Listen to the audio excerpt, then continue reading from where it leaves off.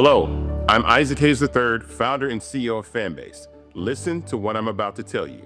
The window to invest in Fanbase is closing. We've raised over $10.6 million of our $17 million goal.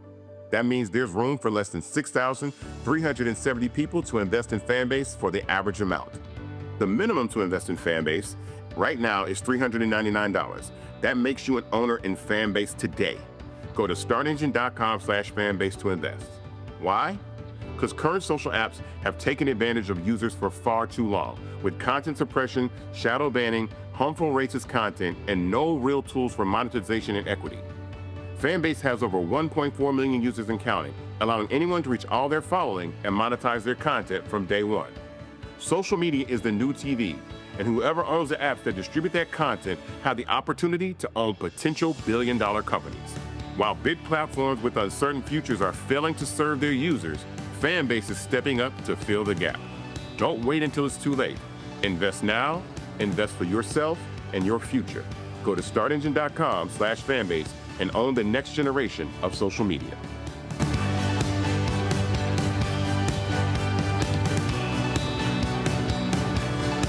Black Star Network is here. Hold no punches. I'm real revolutionary right now. Support this man, Black Media. He makes sure that our stories are told. Thank you for being the voice of Black America, Roland. Stay black. I love y'all. All momentum we have now, we have to keep this going. The video looks phenomenal. See, there's a difference between Black Star Network and Black-owned media and something like CNN. You can't be Black-owned media and be scared. It's time to be smart. Bring your eyeballs home. You dig?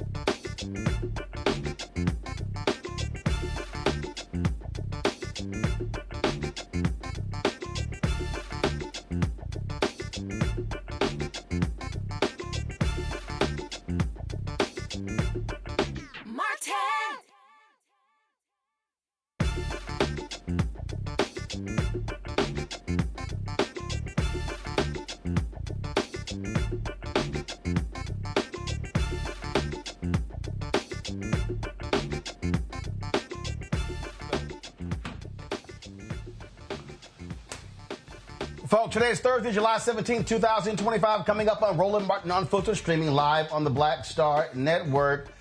Democrats in the Senate walk out of a hearing where Republicans won't even allow them to share their thoughts about one of the most despicable federal judges Donald Trump has ever appointed. We'll show you what took place. Also, Senate Democrats vote 51-48 to cut funding for NPR and public broadcasting PBS.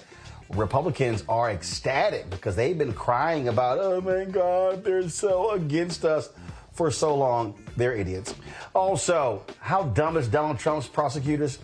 They literally want a cop who was found guilty of the death of Breonna Taylor to serve 1 day in jail. 1 day in jail. Yep, that's real. Also, Tuberville, we know he's an idiot. He literally says if you want to hang around illegals, you should be deported too. This guy's just dumb. We'll show you that whole deal as well. So, plus we talk about what happens when you're in prison and you got to make phone calls. Why does it cost so much? Well, Democrats cut those fees. Republicans now say, nah, what the hell? Charge them out the wazoo. We'll talk to the FCC Commissioner who was on the commission who actually pushed this through. Folks, it's time to bring the funk on Roland Martin Unfiltered on the Black Star Network. Let's go. He's got it. Whatever the miss, he's on it. Whatever it is, he's got the scoop, the fact, the find. And when it breaks, he's right on time and it's rolling. Best believe he's knowing. Putting it down from sports to news to politics. With entertainment just for kicks, he's rolling. It's on Go Roll, y'all. It's Roland Martin.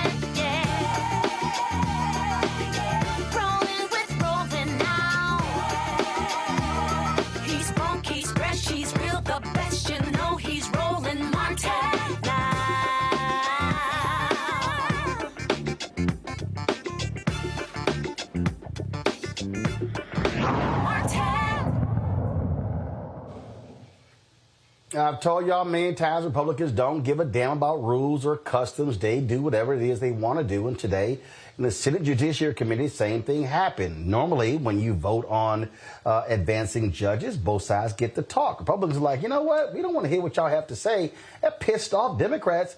So they literally walked out of the meeting, and Senator Cory Booker laid into them. Watch this. To pass jurisdiction and pass precedent. Why are you doing this? This is outrageous. This is a kangaroo court. That's all we have here, This Mr. is Chairman. wrong. To violate your own rules without going by the mandates of the parliamentarian. This is unbelievable. There's a way to do this. If you want to force this through, if you want to ram this through, there's a way to do it in accordance to the rules as spelled out by the parliamentarian. It is simple. It is clear. There's a pathway to achieve what you're trying to achieve. But, sir, this lacks decency. It lacks decorum. It shows that you do not want to simply hear from your colleagues. This is absolutely wrong.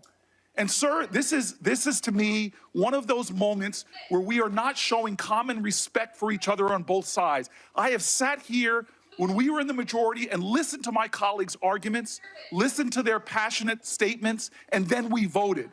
This is not that. This is us simply trying to rush through one of the most controversial nominees we've had under this presidential administration. Sir, God bless America. You are a good man. You are a decent man. Why are you doing this? What is Donald Trump saying to you that are making you do something which is violating the decorum of this committee, the rules of this committee, the decency and the respect that we have each other to at least hear each other out? I've sat through so many long speeches of my colleagues, heard their objections, listened with sincerity to try to see what their arguments are. But we are not doing that. Sir, this is wrong, and you know it. There are some people on this committee who are the least firebrand people, and they've walked out. Some of the least controversial people in the Senate, some of the people that worked the hardest to find bipartisan common ground have just walked out of this committee. And you don't even seem to care, but I know you do. I know your heart, Senator Grassley. This is wrong. I know the kind of person you are, and you know this is wrong. This is not necessary. What is another half an hour to allow senators to be heard? It's what the Constitution mandates. It's the ideals of the United States Senate. The world's most deliberative body should take a decent amount of time to deliberate. But here we're not doing that. Here we are jamming this through with some sense of false urgency. It's one thing not to hear from whistleblowers. It's another thing not to hold another hearing, but to not even allow my colleagues to have their moment to speak against this justice. It's just wrong. And I know you know this. I know you know this. The only time this rule has ever been overturned by both parties was done when one minority was trying to pull some stunt to stop the committee from hearing. This is not that. This is not the 2-hour rule. This is a basic element of the ideals of this committee, sir. It is the basic understanding of having debate and deliberation. It's a basic understanding of we can listen to each other even if we disagree, that we should have time and space and a forum to listen. Sir, this is just wrong in every way. It is wrong in every single way. This is an abuse of power. It's an undermining of the well-being and the integrity of this Senate and this committee that I for so long, I've been so honored to be a part of. This is wrong, sir, and I join with my colleagues in leaving. This is a sham. Vote. This is wrong. We'll report. We're better than this. Pratt to the floor. Now we'll have. Folks, my panel. Dr. Nola Haynes, Georgetown University School of Foreign Service. Dr. Greg Carr, Department of Afro-American Studies, Howard University. Reese Colbert, host of the Reese Colbert Show, Sirius XM Radio. This is real simple for me, Reese. Listen, you walked out, okay? Let's just real clear. Republicans don't give a damn about the rules. They're not going to play by the rules. I keep trying to explain to people this. Democrats can yell and scream, oh, my God, this is not right, this is not right. You know, they're the rules. When they get power, they don't care. So here's the question, Democrats. How are you going to penalize them? Those Democrats that walked out, are they going to say, you know what? Guess what? No nominations move forward. No appointments move forward. I'm putting a hold. Same thing Tommy Tuberville did. Same thing Rand Paul did. Same thing they do. How are you going to use the rules to say, you know what? I'm going to slow everything down in the U.S. Senate. It's going to come to a screeching halt. That's all I want to know. Okay, I don't want to hear another damn speech. I appreciate what Senator Cory Booker had to say, and that's fine. But we know exactly why they didn't want Democrats to talk. We know they didn't want them ripping into email bowls. We know they didn't want them showing how grossly unqualified and corrupt this man is. And don't be shocked if Trump tries to put him on the Supreme Court. But the bottom line is this here. Senate Democrats, you have to make them pay. And you must make them pay every single day, Reese. You know, you talk about Democrats and you talk about Senate Democrats. They can't bust a grape. Like, that was ridiculous. Senator Cory Booker, how are you complimenting them in the middle of protesting? Oh, you're a good man. I know you care. No, the fuck they don't. And they're not good people. And I wish that they would stop this my friend bullshit and just rip into them. I don't know how you walk out, but you give a whole speech that's trying to appeal to their better angels, which they're big-ass demons. So I feel like, you know, the other people have the right idea by just walking out. Go ahead and finish your speech outside instead of dignifying that. And the last thing I'll say is, listen, I don't think that Democratic voters really give a damn about rules like that. Not as much as Senate Democrats or even House Democrats do. What Democrats care about is results. And they're tired of constantly hearing excuses as to why the rules prevent them from getting results. Then when Republicans get in, they say to hell with all that shit and they ram through their agenda. And so, you know, as much as I would like to give grace to Senator Cory Booker, that is a prime example of why Democrats lose. That's a prime example of why people are dissatisfied with the non-fighting spirit of Democrats. And that's a prime example of how we are bringing a knife to a gunfight. I'm just sitting here and look, if you're gonna sit there, you should have just called them each by name. You should have sat there and said, shame on you, Grassley. Shame on you, Lindsey Graham. Shame on you, John Cornyn. Shame on you, Ted Cruz, Mike Lee, Josh Hawley. Should have named all of them. And you should have said, I'm telling you right now, I'm coming after every single one of y'all, and I'm going to shut everything down.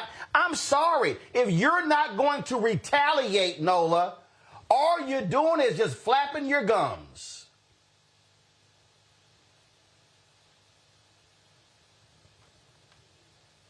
Nola, if you don't hit that damn mute button, we go through this every single week. How in the hell your computer says on, off, on, off. Mic is a slash in the mic. It's a not. Wait, how do you not? This was my fault. This time it was my fault. Last time it wasn't my fault. I take that L. But as I was saying, eloquently. Thank you, boo. Yeah, as you were saying, which nobody knows what the hell you were saying. Well, let me get to it, sir. Thank you. Okay, so I saw two things. I saw a man's heart breaking for the statesmanship, for something that he clearly cares a great deal about. That's one thing that I saw. And then another thing that I saw was a strategy that does not work, appealing to their better natures. You know, it's people that have access to the Hill. Roland, you know this. Everybody here knows this. What happens performatively is not necessarily what happens behind the scenes. So my thing is, okay, if you're going to use strategy appealing to his better nature, I want you to call out that moment when y'all had that conversation about what was said in private, if that's going to be the strategy that you're going to use. Because just appealing to him about, I know that you're better than this, you know that this is wrong. Why does he know that is wrong? Tell us specifically what you are talking about. Because this particular plan of attack, it just makes Senator Booker look like, you know, he's not understanding the assignment. And I know very well he understands the assignment. But mostly what I heard, and I'm not going to sit here and lie, I heard someone's heart breaking for the complete breakdown of the democratic system. And it is heartbreaking. You know, I've dedicated my life studying, you know, political science. This is my life. This is my world. So I get it. But to Reese's point, what we need right now, we need gunslingers, you know, and I understand Senator Booker's hesitancy in trying to hold on to that statesmanship, but that ship has long sailed. Okay, they are appointing a shameful, despicable person in Emil Bove. They don't care, Greg. And so all this statesman, they don't care about collegiality. They don't care about the rules. Their whole deal was, hey, we want that thug on a federal bench. We don't want you guys ripping into him because we don't want it playing on television. So we're just going to shut you up. They showed you who they are. So guess what you now say? I am going to make you pay. I am going to bring this sucker to a halt. You shut it down. But no, they just threaten. And when they got the power, they don't do it. Oh, no, our colleagues, you know, we do the right thing. Hell no. I have long been saying you have to make them pay. Yes, sir. You're right. And you're right. Of course, they can't. God bless Cory Booker. He won't. He's a decent human being.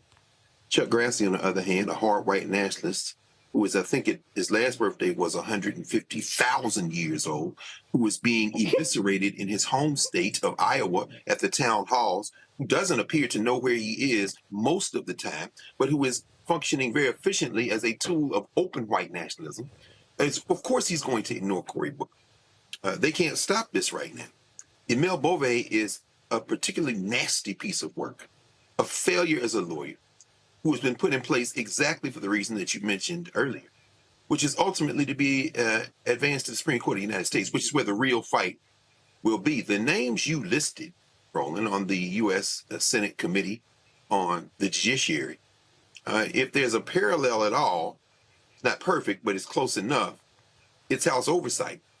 So you've got, you know, Cro-Magnon, Marjorie Taylor Greene. You've got, of course, Jasmine Crockett. Well, that counterpart is the Judiciary Committee. Everyone you name is a hard white nationalist.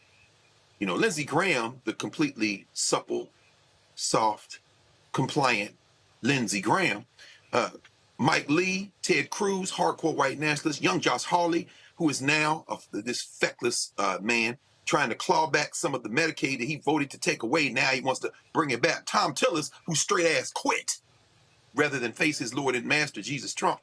John Kennedy, the fake foghorn leghorn out of Louisiana. Marsha Blackburn, that nasty piece of work out of Tennessee.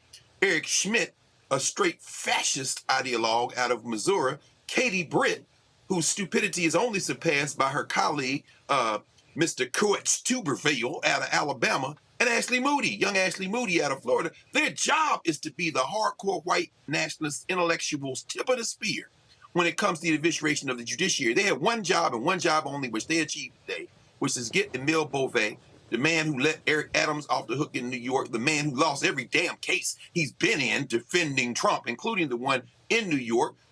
Emile Beauvais' job is to get on the Supreme Court. Donald Trump's job is to put him there. And Donald Trump, it ain't his idea. This is all about hardcore white nationalism. How do you stop it? You get your ass out, check your registration, and vote to break their political backs, because Beauvais is going to be on the Third Circuit. And once he's on the Third Circuit, the real show will be when they bring him back and nominate him for the Supreme Court. Because if you don't think those phone calls haven't been made to Sammy the Bull Alito and Mr. RV, Mr. Wholly Owned Subsidiary of Billionaires, Clarence Blackface White Nationalist Thomas, then you're not paying attention. That will be where the fight will be, and you can stop him dead in his tracks then. But that's going to require a little voting in the next election, the midterm election. These people are thugs. They do not care. And you have to penalize them. You must eviscerate them. You must go after them. And I'm telling you right now, this is real simple. Dick Durbin, do you have the guts? Amy Klobuchar, do you have the guts? Sheldon Whitehouse, do you have the guts? Cory Booker, do you have the guts? I can go on and on and on and name every single Democrat on this committee, but the question is, do you have the fight in you? Senator Chuck Schumer, I don't want to see another lame bullshit speech on the floor. I want to know, are you going to pay? I want to know, is a Democrat going to go to the floor and say, I'm shutting this shit down? I'm putting a hold on every single confirmation, every single nomination. I'm going to make y'all have to go through every procedure to get anything passed. Do you mean to tell me there's not one Senate Democrat that has the guts to do that? Brian Schatz, where you at? Gillibrand, where you at? Warnock, where you at? Also Brooks, where you at? These people sat here and said, nah, y'all ain't even talking. Y'all ain't even speaking. I'm shutting it down. Booker, you can sit over there and talk. Go on, keep calling the roll. We don't give a damn if that Negro over there talking. Keep calling the roll. That's literally what they did. And if they allow this to move forward, yeah. No. See, this is why people are saying, listen, weaknesses going on here. Black Pac has a new poll out we're going to talk about a little bit later that shows that black folks are ripping Trump and they ain't got no confidence that Democrats got any fight in them. What does Deion Sanders say? He said, I'm recruiting some folks that got some dog in them. They ain't got no dog. They ain't trying to swing at all. They are operating, no, Mike. No, I know your heart. You're a good man. You're great. I love it. I know your heart. You know this is not right. And old ass Grass is like, yeah, keep calling them names. Yeah, I ain't listening to his ass. Yeah, he don't mean nothing. He don't mean nothing. He don't mean nothing. And they all sat there. They all said, look at him like, look at his ass. Yeah, keep talking. They like, yeah, we got the votes. Keep talking. Keep running your mouth. The only way you stop people is when you make them pay. You have to pump. Who does Cory Booker think wants that? Who does he, like, you giving a whole grand speech about, oh, I know your heart, I know you a good man. Who do you think wants that? Because none of the polls are saying, I know the focus groups aren't saying it. So I'm just confused as to why he continues this nice guy act when that ain't what people are looking for right now. You're not confused. And you know what it is. So I'm just not playing this game with him. And I'm telling you, you have to make them pay. And I just want to know. Are they going to say, I'm shutting everything down, I'm bringing it to a screeching halt? If y'all ain't willing to do that walkout, that's a waste of damn time. That didn't mean nothing. I'm going to go to a break. We come back. This is more the bullshit of Trump. We told y'all this during the campaign. We told y'all what the man said. We played y'all what he said. He said, I am going to give a cops 100% immunity. Well, guess what? His prosecutors are saying the cop who was convicted in Breonna Taylor's death, he should spend 1 day in jail. We're going to discuss it next. You're watching Roland Martin Unfiltered right here on the Black Star Network. This week on The Other Side of Change. We're digging into the immigration crisis that's happening here right now. That can impact each and every one of us. We're going to break down the topic of this constitutional crisis that is being led by the Trump administration and what you, as ordinary citizens, can do to speak up and speak out to fight back. This is The Other Side of Change, only on the Black Star Network. My name is Lena Charles, and I'm from Opelousas, Louisiana. Yes. That is Zydeco capital of the world. My name is Margaret Chappelle. I'm from Dallas, Texas, representing the Urban Trivia Game. It's me, Sherry Shepherd, and you know what you watch. Roland Martin on Unfiltered.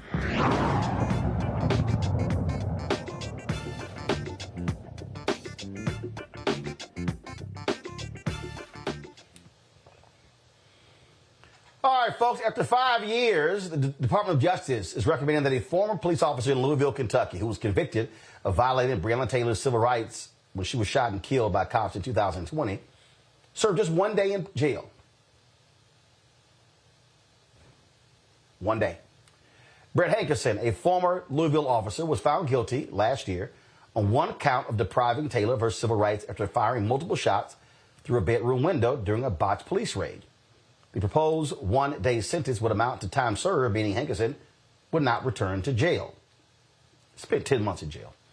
Taylor's death became a flashpoint for the Black Lives Matter movement and one of several high-profile cases that ignited nationwide protests against police violence in 2020. Now, again, he wasn't convicted of murder. And keep in mind, you had hung juries. Then, of course, this took place on the federal level. Well, here's what's so crazy about this, that none of the prosecutors, none of the career prosecutors signed this deal. This is one of Trump's appointees that did so. Because it goes to show you what he already said. They want to let cops off. They want to let them off. This is what they do. And it's shameful and despicable. Joining us right now, one of the family attorneys for the Breonna Taylor family, Alina Baker, managing partner, Baker & Westbrook. How are you? How you doing? Well, I've been better. I'll say that. But today's been a rough day. Absolutely. So, again, say time served. So how many months has this officer been in jail? He's not been in jail for any months. He has only served, the 1 day is when he went to get booked, posted his bond, did the paperwork, and got out. So he's only been in jail probably less than 2 hours. And that's what the prosecutors are his sentence to be. So when the prosecutors say time served, what the hell does that mean? Those few hours that he did, that's it. It's a slap in the face to the work that the career prosecutors have done. You know, I do want to acknowledge and commend Kristen Clark, the prior Assistant Attorney General, and her career prosecutors, Mike Songer and Anna Gottfried, who worked very hard to get the conviction of Brett Hankerson. 2 trials, because the first was a hung jury, and then securing the conviction back in November. They worked hard. They are not the individuals who signed this memorandum. They changed prosecutors yesterday, and the prosecutor who signed this memorandum did not even have the decency, was such a coward that he could not even talk to Breonna's family. So this is also a coward, Harmeet Dillon. She is the person Trump nominated as the Assistant Attorney General for Civil Rights. She was the one asking the judge in this case to sentence him to 1 day in prison. This is the New York Times story. This is what she wrote. She first of all called this excessive. She called the prosecution excessive. Quote, in this case, 2 federal trials were ultimately necessary to obtain a unanimous verdict of guilt. Well, that that happens. The jury's verdict will almost certainly ensure that the defendant, Hankerson, never serves as a law enforcement officer again, and will also likely ensure that he never legally possesses a firearm again. Oh, well, excuse the hell out of us. Of course, he's now a felon. He was fired from his job 5 years ago. And she literally goes, oh, he's paid a substantial penalty for his actions. It's horrible. He shouldn't be able to have a firearm. He shouldn't be able to serve as law enforcement. He terrorized the streets of Louisville, Kentucky for way too long, and he finally got his just due. And what he is being sentenced for is violating the civil rights of Breonna Taylor. They made so many mentions of he did not kill her. He was not charged with killing her. He was charged with violating her civil rights. And a jury, an all-white jury, found that there was sufficient evidence to convict him, and they did. And what's interesting is, according to the sentencing report from probation and parole, the guidelines, what he should be facing, and what I hope the judge does sentence him to on Monday, is between 135 months and 168 months. I had to get my calculator out, divide those by 12, and we got 11 and a half years to 14 years is what he should be looking at. But here you have prosecutors playing politics and asking for 1 day. And I just hope the judge sees through this and gives this family the justice that they deserve. Yeah, and actually, when you look at the total numbers, he actually faces a maximum sentence of life in prison. I mean, that's what the maximum could be, but you have sentencing guidelines. And the reality is this here, which we might as well understand is going to happen. If this judge ignores Trump's DOJ, sentences him, we know Trump is going to pardon him. Yeah. But with that being said, this judge should still tell Trump's DOJ to go to hell. Yeah, I agree. And if they want to let him go, they need to do it. They have put this judge in an unfair position to say, give him 1 day, to deviate so drastically from the sentencing guidelines, which that's what this system that's not even meant for us in the beginning is supposed to be, They justify the discrepancies in crack and cocaine because of sentencing guidelines, right? They live by these sentencing guidelines, but here they want you to deviate so substantially to go from 11 and a half years being the minimum in the guidelines to 1 day. They're putting the judge in a horrible position. And if you want to let him out, if Trump's DOJ wants to let him out, it needs to be Trump that does that, not this judge. Yeah, I mean, that's the reality of what we're dealing with. We talk about what happens in so many of these cases. And it's absolutely frustrating when it happens. I look at another case, former Philadelphia police officer Mark Dial, who fatally shot a person, was released on parole after he was sentenced. It got, the dude... I mean, again, same thing. What happened in that particular case? They're like, well, my partner said he had a gun, but he didn't. Mistakes happen. The guy ends up dead. And it's kind of like, what? This guy served 10 months in prison for voluntary manslaughter, and now he walks out.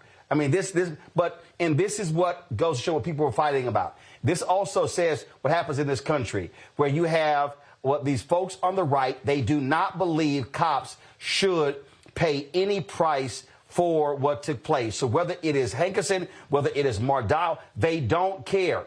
They want to let people off. And you know what? For all of these black folks who were sitting here talking all that crap, people like Dr. Umar Johnson, who was saying that, Trump and Kamala, they're the same.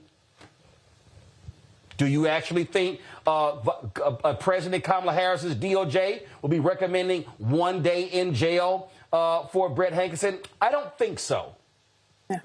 And it's absolutely true. And it's one of the, you said you warned the people. I warned the people. I said we cannot afford to have a Trump DOJ. Everything that we fought for from 2020 through now, the consent decree, that's been overturned, or the DOJ said, we're not abide by it, judge, just do away with it. And now here we have this conviction that was secured. So much work that was done by the Civil Rights Division during the Biden administration that people were just willing to throw away because they didn't like policies all the way around. And this is what happens when we get so focused on one issue.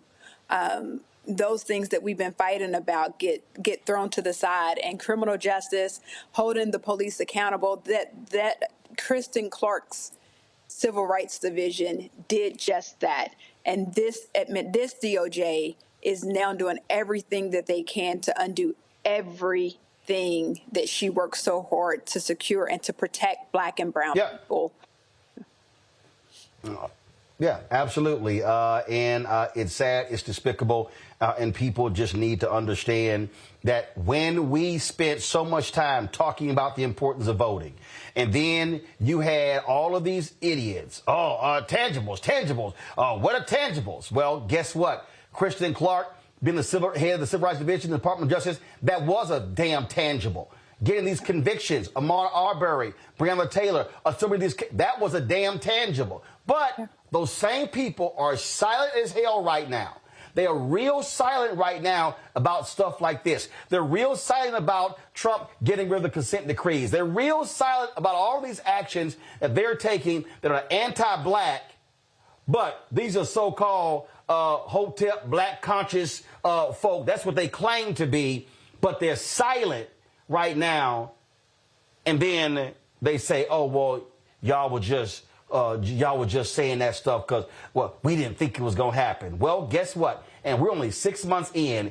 We still got 3.5 more years of this absolute idiot being in the White House. Yeah, and we've not figured out how to fight it. Not saying we, but people have not figured out how to fight. What are we doing to combat this attack on Black and brown people? It's strong. He's doing exactly what he said he would do. And Dems are sitting on their hands trying to figure out, what do we do? And it's like, fight back. Fight back. Yep. Absolutely. Anita Baker, we appreciate it. Please give Breonna Taylor's mother our regards. Thank you. To my panel, Greg, I mean, we walk through this every single day. And that was a drop off of Black voter participation. And then you had a whole bunch of loud, ignorant, dumbass Black people who were sitting here on social media, on YouTube, running their mouths, don't vote, tangibles. If they don't give us this, we ain't voting. No, we survived slavery. We survived the last 4 years of Trump. We can survive 4 more years. What these idiots don't understand is that Emil Bove nomination, they are relishing putting Klansmen, white supremacists, on the Supreme Court. They can't wait to replace Alito and Clarence Thomas with a 45 or 48-year-old federal judge who is going to be so hard right that they so far right they'll be damn near left. These folks, they want to shut it all down. I have consistently said they want to defund Black America. They want to strip everything when it comes to civil rights. They want to strip economic rights. They want it all. They absolutely do. And I confess, I say it consistently. I confess to having a bit of, I'm enthusiastic. I won't call it euphoric yet. Those of my friends who are well-studied, as our friend Gerald Horn calls them, our friends on the left, whose basic argument for saying that we live in a duopoly and voting doesn't matter in those contexts, that this has to get worse before it gets better. Well, that's the theory that we're in now. They're absolutely Klan. They're absolutely Klan. Harmeet Dillon, another nasty piece of work heading the Civil Rights Division. Her little friend, her in-house counsel who pushed this forward, they're Klan adjacent. And I think that I agree with those who would argue that this is all part of a larger strategy, which is to try to force us into the street and confrontation. This is what deploying the Marines in California is about. This is what these nasty provocations are about. Now, I'm not really enthusiastic about beating up on the Democrats, and I'll tell you why. Because they seem to believe that this is a country. And people get a little irritated when I say it's not a nation. It's a state with a lot of different nations in it. The illusion that the United States of America, that you people who live here are a people, constitute a people. Someone please show me somewhere in the history where that's true, and I'm willing to rethink what I'm thinking, but I haven't seen it yet, and I doubt I will see it. People who seem to think that somehow white supremacy can be overcome by finding common ground, you don't understand white supremacy. You really don't. That's why the people are saying MAGA is fighting itself. No, blood calls blood, blood answers. Their Trump may not be the Superman they had hoped him to be, but they're always going to pick him right or wrong with a 6-year-old sitting in his lap over you. So don't try to appeal to any logic. What we're seeing here is a provocation. They know exactly what they're doing. Expecting a judge to rule differently, I think there are two ways that can cut finally. If this judge does say, no, I'm going to give them substantially more time, it could extend the possibility that the rule of law could kick in, but that also extends the illusion, the delusion somehow that African people have in this country that there is a solution to this that's going to allow them to sit on the sidelines. Alternatively, if the judge takes the recommendation, and this is indeed what happens, and make no mistake, exactly what you said, Trump's going to pardon him. He'll be back on law enforcement somewhere. And if he's not on law enforcement, he'll be on somebody's private security detail, maybe Stephen Miller or somebody, or, don't worry, they're going to take care of Brett Hankerson, that nasty little piece of work. But either way, we're going to have to fight. That is what our ancestors did a day after Ida B. Wells' birthday yesterday. We've got to fight. And that fighting isn't just in the ballot box. That fighting may end up being in the street. But this confrontation is going to be unavoidable. The United States of America is going to fall apart. They are now pressing the gas pedal. And in pressing the gas pedal, they're going to realize that the rest of us may try to play nice, but once this facade falls, the confrontation is going to leave in its wake a very different country than we live in. And those of you who think that I'm talking big enough, you don't know enough history to even have this argument with me. I'm very clear about what's happening now. So I kind of have a little bit of enthusiasm because it was going to come to this one day, either way.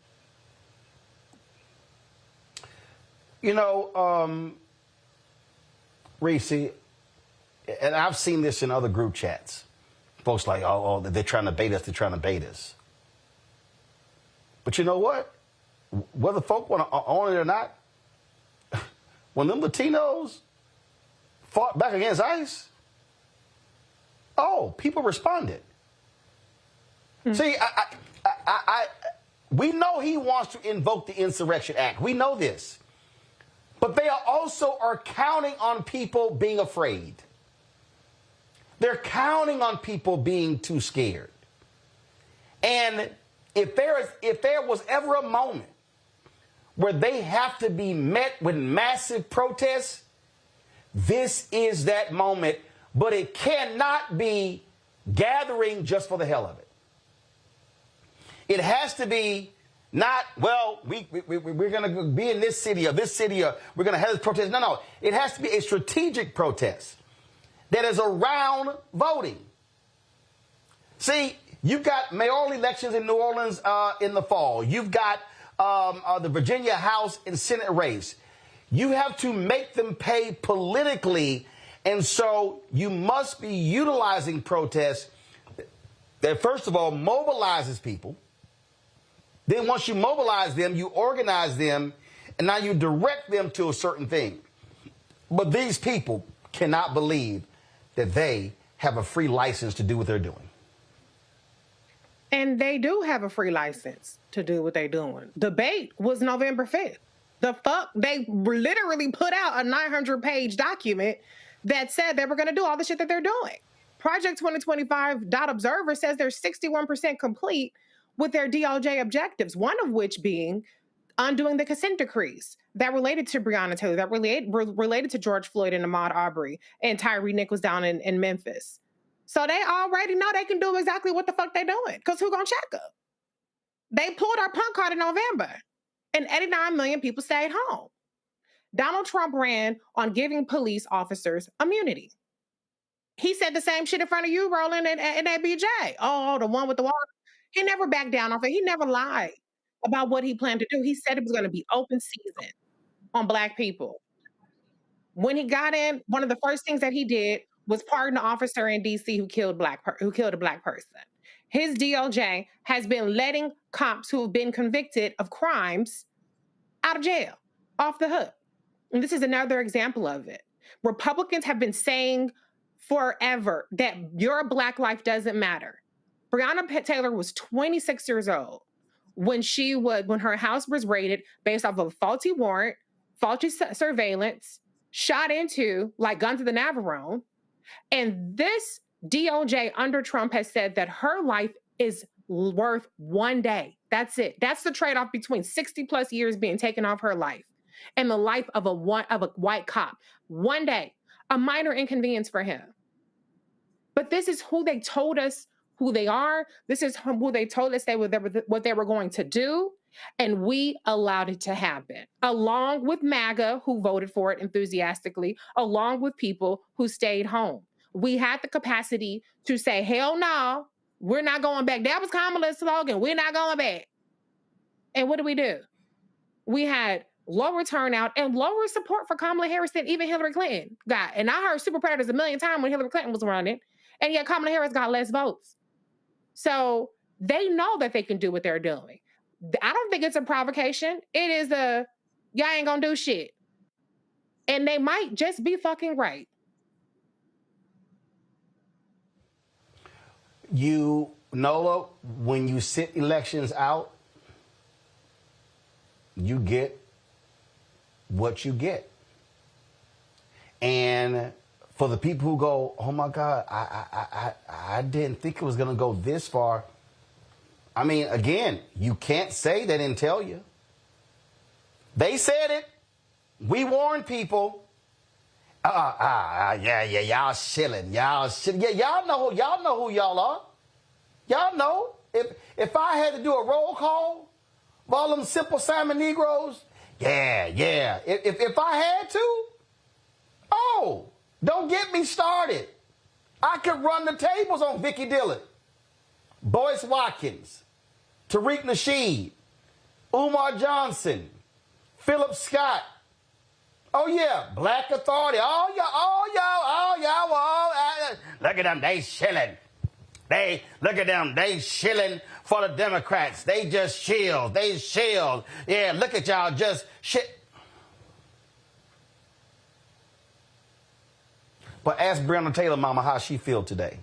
Ask Tamika Mallory and the folks at Until Freedom who literally moved to Louisville, fighting 5 years trying to make this thing happen. Folk who invested time and energy, got COVID, folks were sick and all that sort of stuff. But we listened to a whole bunch of folk, Nola. Yeah, y'all just shilling. Y'all out there, y'all supporting Kamala. She ain't doing nothing. Shane Dwayne backing her with. Oh, they were all running their mouths. But it's amazing how silent they are today. They ain't saying nothing, Nola, about Trump screwing those black folks in Lowndes County who got sewage backing up in their houses. They ain't saying nothing about the black folks in Cancer Alley where they canceled the lawsuit who've been dying because of the petrochemical companies there. They ain't saying nothing about the black folks who got screwed for voting rights and housing rights in Texas. Oh, they ain't saying nothing about them. They ain't saying a damn thing about them wanting to get rid of the DBE federal program. They ain't saying nothing about any of this stuff. They ain't saying jack. And these are the same folk who love talking about fight. We're going to have a topic coming up next. They ain't saying nothing how under a Democrat appointee on the FCC changed the damn law when it came to how many folks were getting overcharged for making phone calls in prison. Republicans got in and said, no, we throwing that out. We're just going to discuss that next. I'm sorry. I forgot, Nola. What no tangibles. Yeah, all y'all FBA, B1, ADOS assholes. Well, guess what? All that complaining y'all did, welcome to Trump MAGA America. I hope y'all are having a great time. Nola, go ahead before I go to break. You know, I have this saying, ignorance is seductive. And there has always existed in our community, this kind of contrarian nature for the sake of being contrarian, for the sake of, being performative, for the sake of making a point that isn't really there. But I'm interested in pragmatism. I'm interested in voting for policies that make my life better and that make the lives better to people that I care about. And for whatever reason, those folks who are seduced by, this facade that Trump Republicans, that MAGA folks are open and welcome. They welcome you in. I've heard this several times. And I'm like, wait a minute. So the same group of people who welcome people in during the campaign, and then those same people are on social media saying, oh, look, I went to this event, or look, I'm in this group chat and they're treating me bad. They're calling me names. They're calling me out of my name. So it's just so many very interesting variables when you think about the Black folks who decided that voting for Trump or not voting at all would be the same as. There's a level of conditioning that's happening in many different parts of the internet, in conversations, in group chats, that frankly, that a lot of liberal progressives, whatever you want to call it, Democrats, all the things were just not dialed into. I was at a dinner just a few weeks ago, and there are, these different gatherings of folks in foreign policy, and the glaze over is still there because people are just now starting to realize that we were existing in a bubble. Well, I'm being generous when I say we. As a Black woman, I don't have, I can't exist in a bubble. I have to clear-eyed every single day. But they really were existing in this bubble of progress when all this other stuff was happening in the country. And that's what I'm interested in. I'm interested in, what are we missing now? I mean, we're so busy dealing with all the shenanigans every single day from the Trump administration. But what are we missing now? Those same folks, Roland, that you're talking about that are being quiet, what are they doing, though? Are they still plugged into this MAGA machine? Like, I'm very curious about this. They grifting. They grifting. I don't live in their world, so I don't know. Which is what they were doing. Which is what they were doing before. And I love the Negroes who are like, we need to be supporting Black-owned businesses, and fools we losing contracts left and right. See again. I ain't got time for them. And that's why, because normally I ignore these fools. But again, no, it's amazing how quiet they are. And they holler, do for self, do for self, do for self, do for self. Somebody sent me a video of that little fool from Georgia I had on. Somebody posted, they were all looking at this young brother, he was eating Roland Martin up. And I'm like, y'all fools ain't realize y'all got played. He came on the show supporting the Republicans of voter suppression in Georgia. He was at the Trump White House dancing at the Black History Month Black program. He had supported Brian Kemp over Stacey Abrams, and he was hollering about, we don't need no government help. Yet he was trying to get a school building for his school from the government, the school district there. But again, the Simple Simon Negroes fell for the okie doke, not even realizing he was MAGA the entire time. And we have to understand that there are some gullible Black people who fall for folk who come to us who yell do for self, who don't give a damn about our community, but they fronting. But then you got the people who love running their mouths, talking about trying to shame somebody. Yeah, you this and you that, and you a shield, and you supporting Kamala, and you a Democrat. Well, let's see here. If I got a white supremacist who is going to employ a white supremacist like Stephen Miller, and who says to me, I want to give cops 100% immunity, I want to shut down all civil rights programs, I want to shut down all affirmative action programs, if that's on this side, and on this side, I got a Black woman who talked about, all y'all Negroes, she said she wasn't going to do nothing specific for Black people. What did he say he was going to do specific for Black people? But we got a black woman over here who fought for record amounts of money for black contracts through the SBA, HBCU funding, black maternal health, and a host of others. But then y'all Simple Simon Negro said she wasn't black enough. Oh, but we know he white enough and orange, but she wasn't black enough. So if you think that's the choice I had between that fool and her, you goddamn right I was going with her. I would be a stupid fool to say I'm a side with the white supremacists against my people. Man, y'all got me confused. And Roland, can I just say something real quick about her policy? What'd you say? Real quick, come on. I got my next guest. I wanted to say specifically about her wanting to help caregivers. Okay, about her wanting to help caregivers. That affects black people. All these folks who think that magically you're not going to age, your parents are going to age one day. And that help that black lady wanted to give y'all going to be wishing for it. Trust and believe. That's all I have to say.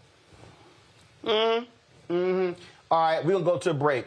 And the next subject we talk about, y'all, has a disproportionate impact on black people and black families and black finance. Oh, but all of the pseudo super conscious Negroes, quiet. Matter of fact, we shouldn't be hollering where the fans at. We should be saying where the conscious Negroes at. Clack, clack. Folks, support Roland Martin Unfiltered and the Black Star Network. Join our Bring the Funk fan club. You want to contribute to us via Cash App, use the Stripe QR code. You see it right here. Click the Cash App pay button to contribute. You can also, of course, use the QR code for credit cards, checks and money orders, make it payable to Roland Martin Unfiltered.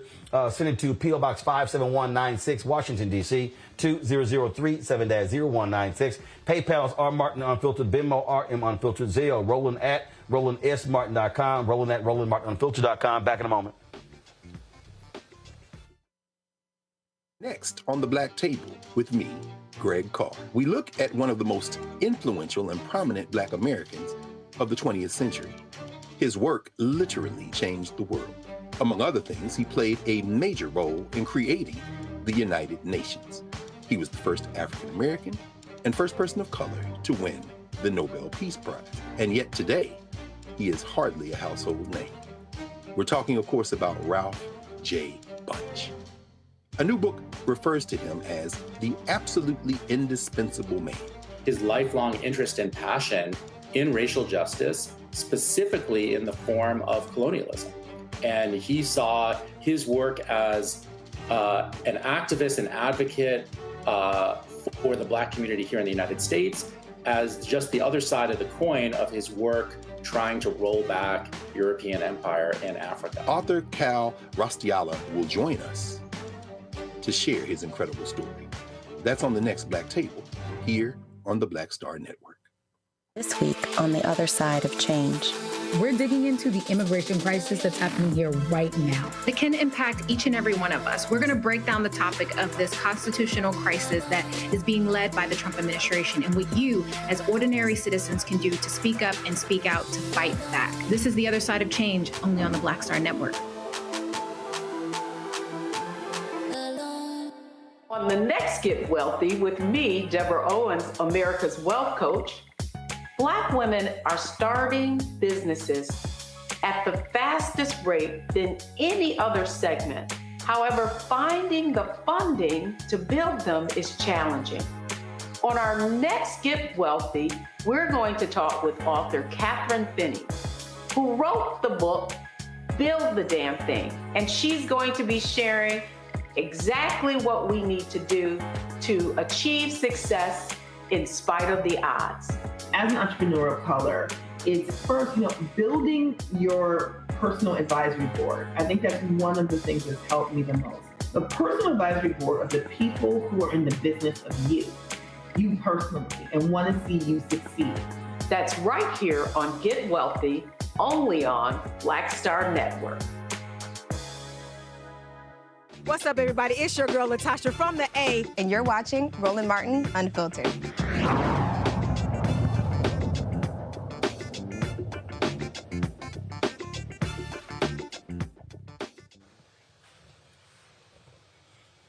Folks, it was a major deal when the Federal Communications Commission capped the cost of prison phone calls.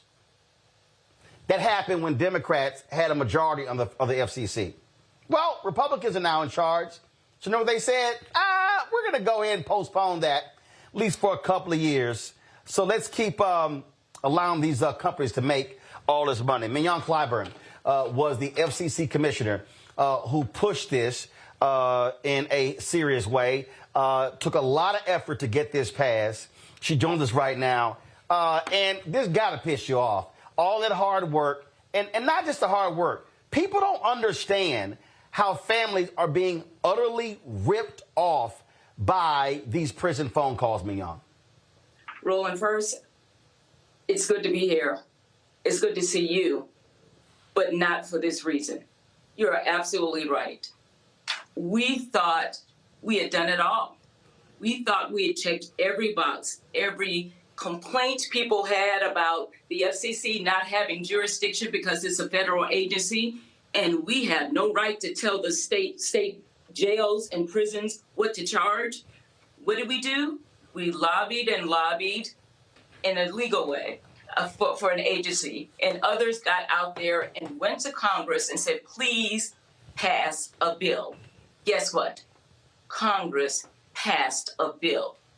And not only did they pass a bill, it didn't give the FCC forever and a day to come up with a series of rules and regulations to rectify this wrong.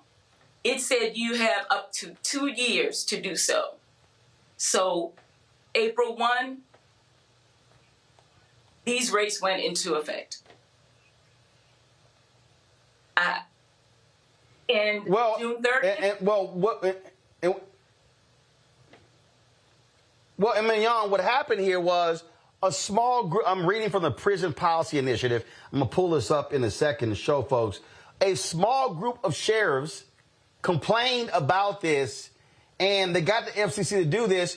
And the FCC chair is Brendan Carr, who voted with y'all on this. He voted to put into place, he concurred in part.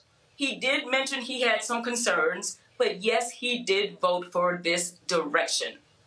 And yes, you are absolutely right. Almost out of nowhere, he said, we have issues. There are security concerns.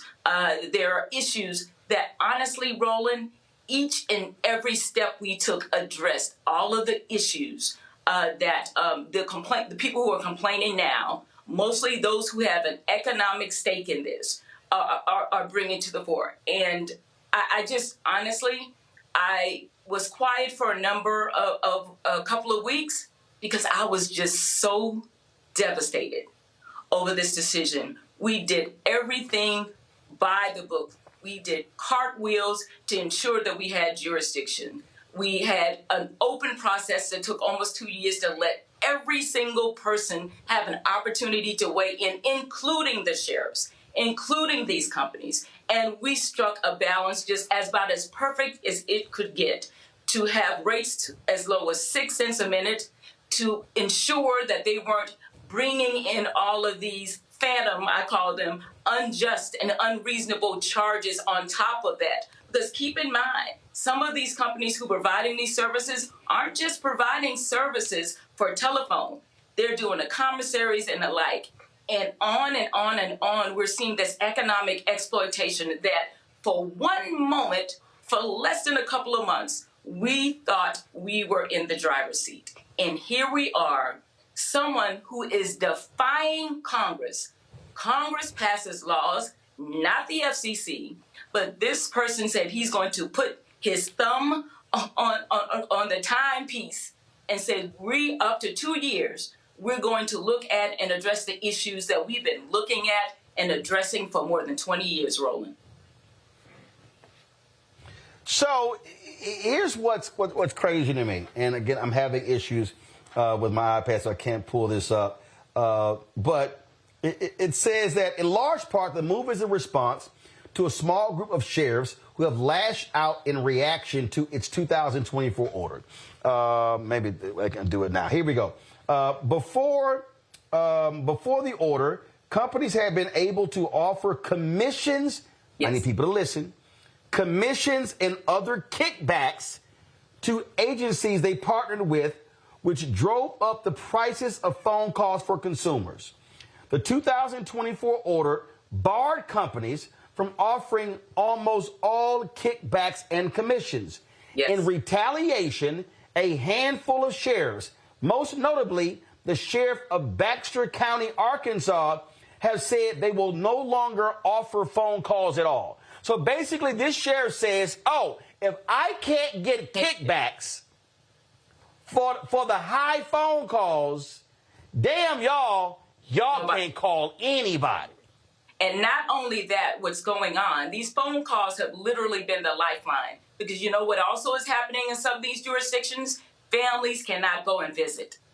You think you can spend your Sunday afternoon going and visiting some of these communities. Some of these places are barring that. So the only means of seeing or hearing from your family member is either through a video call, which this was going to cap because it hadn't before, or a standard telephone call, usually collect. Now, the people who are paying the price are mostly either those persons who are representing them, meaning the lawyers, mostly their families. And what has been happening as rates got more just and more reasonable over the past few years, this is not our first rodeo when it comes to this. You saw usage rise. When people can afford to do something, they do it. And so you saw more people. McYon, hold on. You say usage rise. But let's show people why. This is, again, from the Prison Policy Institute. These are the numbers, okay? The old phone rate caps. Prisons, 14 cents a minute. Large jails, 1,000 plus, 16 cents. Medium jails, 350 to 999, 21 cents. Small jails, 100, 349, 21 cents. Very small jails, 21 cents. So you see right there, small jails, they were charging 21 cents a minute.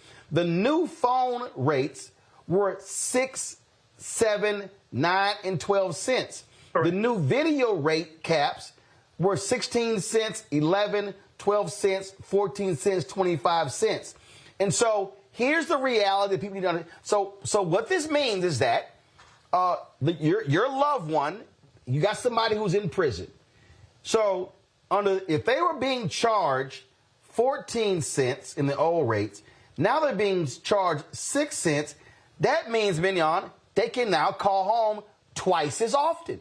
Exactly. Because it's now 6 cents. So now if I make 2 calls, well, now it's 6 cents a minute versus 14 cents a minute. And then small jails, it was 21 cents a minute. Then it goes down to 7 cents or 9 cents or 12 cents, depending upon the jail. And what we have is, this is greed. This is sheriffs. This is local jails. They were making a killing off of this. And this is another tax on the families who have loved ones who are locked up in jail. And this is Republicans. This is a Republican-appointed FCC chair in Brendan Carr who made this decision. And as you said, Congress passed a law. So I don't understand how in the hell can Congress pass a law and mandate right here, the effective date was April 1st, and he goes, oh, the hell with Congress. It's unbelievable. Y'all ain't got to the hell with the law. I'm going to tell y'all, we don't have to now impose this. This is crazy. I have never seen anything like it. When I sat on that bench with my colleagues, mostly from the other side of the aisle, you know what they would say to me? I don't tell Congress what to do. Congress tells me what to do. Well, Congress spoke. And guess what? They're not doing what Congress said to do.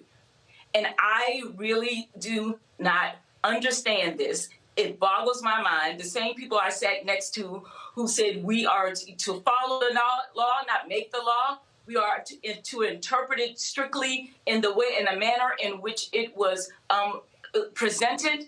And now you say we have problems with some security concerns. We have this concern. We get complaints. Yes, you're going to get complaints because the structure that everybody benefited from, when I say everybody, I mean the facilities as well as the providers. That is being short-circuited. They are getting rid of those site commissions. You know, I'm being nice when I say site commissions. And now, since they don't have their profit-sharing model, now there's a problem. All of a sudden, there's a problem. And so I want to show this. Hold up, Mignon. I want to show people this, what you're talking about. This is from a previous story in the Prison Policy Institute.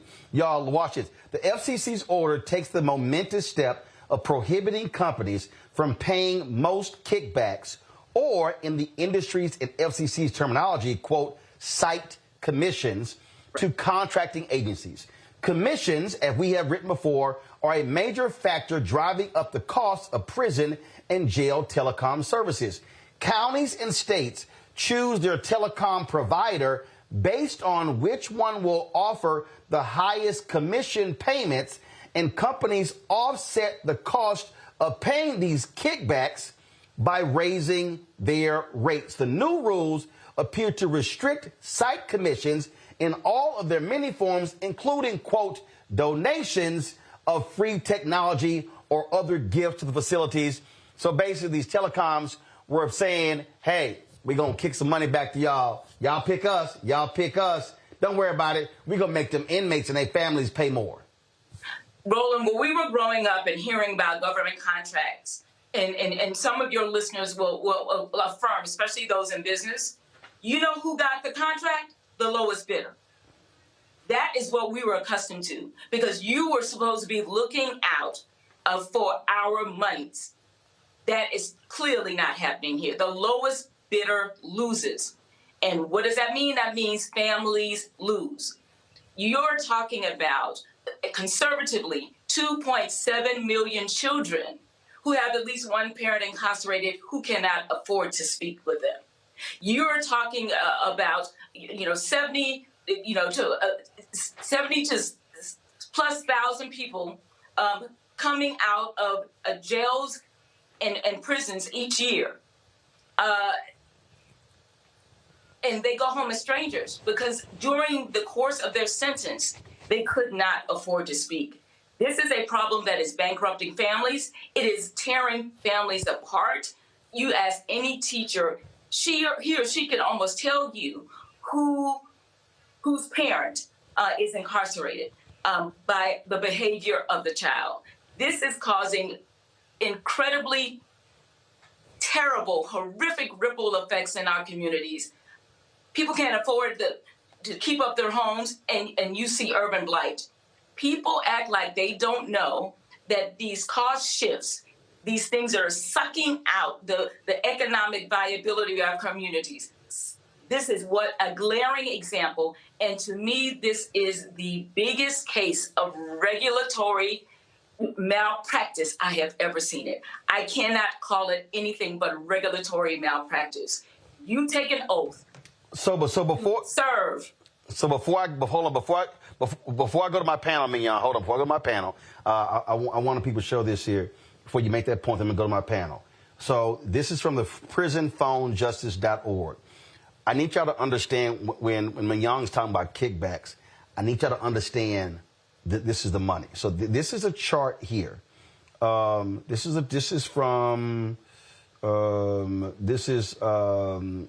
welcome to the Prison Phone Justice website maintained by the Human Rights Defense Center. Y'all watch this here. Okay, when I scroll down here. So, Federal Bureau of Prisons, no kickbacks. Cost of a 15-minute call is $3.75. Alabama, this is kickbacks paid by families. Alabama, $3.9 million. Alaska, $1.1 million. Arizona, $8.2 million. Arkansas, $2.5 million. California and Colorado, no kickbacks. Connecticut, $5 million. Look at that. Connecticut, cost of a 15-minute call, $4.87. Florida, 5.1. Georgia, 8 million. Hawaii, 200,000. Idaho, 849,000. No kickbacks in Illinois. Indiana, 1.6 million. Iowa, 677,000. Louisiana, 3 million. Maine, 367,000. Massachusetts, 2.3. Michigan, $9 million. Mississippi, 42,000. Minnesota, 625,000. Missouri, Montana. Look at Nevada, $5 million. North Carolina, $7.6 million. Oregon, $3 million. Tennessee, $4 million. Texas, $6.76 million. Utah, $1 million. Vermont, Virginia, $3.7 million. Washington State, $3.8 million. Those numbers are astounding, Mignon. And Roland, let me just say this, and I don't mean this wholeheartedly. If those kickbacks / site commissions were going to the benefit, 100% of the benefit of those incarcerated, I might be a little softer. But we need to follow the money. And there's examples after examples of a motorcycle here, something else there, that does not benefit those who are incarcerated. So, look, we've got a broken system that the last administration attempted to finally fix. Now, it took the FCC more than a decade to even move and act. Keep that in mind. The FCC was not fast moving under any administration to do this. What we finally did, it took a number of years, a number of tries, a number of court decisions that did not work in our favor, but we were not going to stop. And even when I left the FCC, I was not going to stop. Now, I am upset, as you can tell right now, but I am not going to stop. This is a wrong-headed decision by my former colleague, and we are going to be out there voicing our opinions and supporting the direction in which this agency should have continued, and hopefully he will get the message and will rescind his pause on justice for those least likely to be able to speak and to stay connected with their families. Nola, I'm going to you first. Check this out. I'm going back to my iPad, Henry. This is crazy. This is a story that talks about New Jersey. It says 30-minute phone call costs $1.20. A video call costs $9.95. And in New Jersey, they even charge them 35 cents per page to send an email. Nola, that's crazy. It's insane. And, you know, this administration is notorious for punishing poor people, you know, people that aren't very, very wealthy. As this Epstein stuff keeps rolling out, and this article tonight and the Wall Street Journal, if this, you know, bears out this kind of communication that Trump was having between Epstein, bragging about having everything. And, you know, what do you do in life when you have absolutely everything? These people live in a world that has nothing to do with reality in real life.